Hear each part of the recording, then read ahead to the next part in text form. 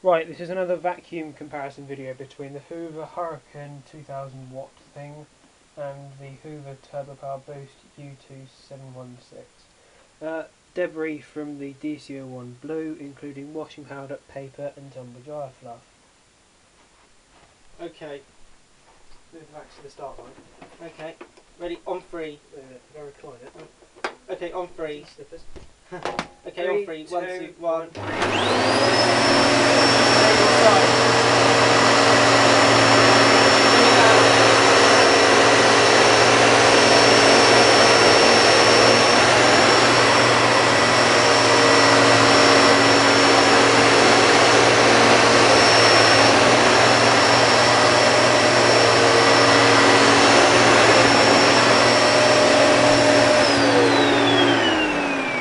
Well, it's quite clear which one won.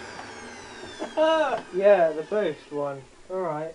Yeah, it's kind of, the thing just smudged the dust, not moved the fluff. Oh well. Thanks for viewing.